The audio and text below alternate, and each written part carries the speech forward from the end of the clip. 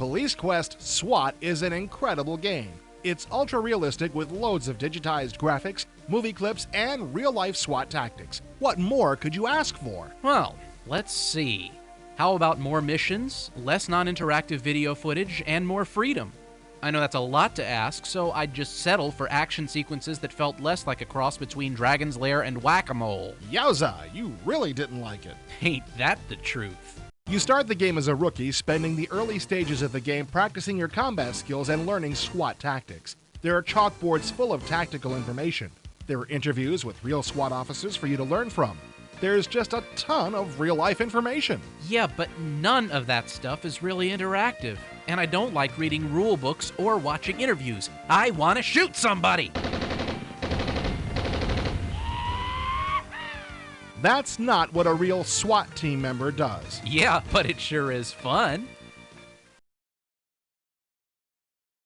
Alright, I agree. The video clips get a little monotonous and you can't disable some of them. For example, you get to see yourself walking around a lot and that's no fun. Look, here I am on my way to the combat range. And this is me getting ready for target practice. Boy, these little scenes sure add a lot to the game. Well, they're not that bad, but you should be able to skip past them. Of course, in real life... I know. In real life, you can't just skip to the fun parts. And Lord knows, this game is nothing if not realistic. Now, if you want realism and you want details, just take a look at your gear. There's a wealth of detail in all of your equipment, and you can listen to as much or as little of it as you want. I listen to none of it.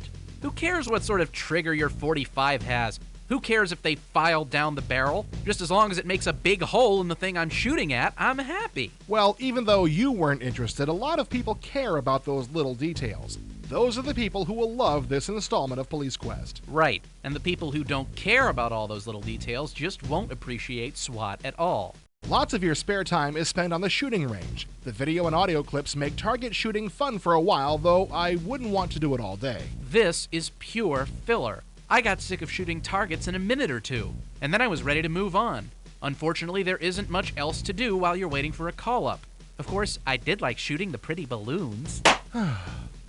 Here's the old grease board, where you learn strategy for your SWAT missions. If you're a sniper or an assaulter, you check here for instructions. If you get promoted to element leader, this is where you devise your plans. Unfortunately, tactics usually amount to doing what you're told, then trying to figure out why you got shot. But that's realistic. You can't expect to defy orders left and right and still come out on top. But I like defying orders. That's the fun part. I admit that the missions are very linear. You have to perform a precise series of actions at exactly the right times, or else your mission will be a failure. Sometimes it's not clear what made you screw up, and that can be frustrating. Plus, that's not realistic. In real life, you wouldn't have to struggle so much just to finish a simple call-up, and you wouldn't have to worry about clicking the mouse button in just the right location at just the right moment. I'm sorry, son, but you're too sloppy with your mouse. I'm gonna have to ask you for your badge. Yes, it's very easy to die in SWAT. Even old ladies are deadly as far as you're concerned. After dying at the hands of Granny here several times, I was ready to quit the game. Yeah, there's nothing quite like getting iced by Granny. The humiliation. Shut up. You do have a point here. All those deaths weren't too realistic. Sometimes I felt like I was playing Space Quest instead of Police Quest, since I kept dying every 3 minutes. At least in Space Quest, you had to die in original ways. I swear, if Granny shoots me just one more time... In the final analysis, Police Quest SWAT is a highly realistic game with rather limited interaction.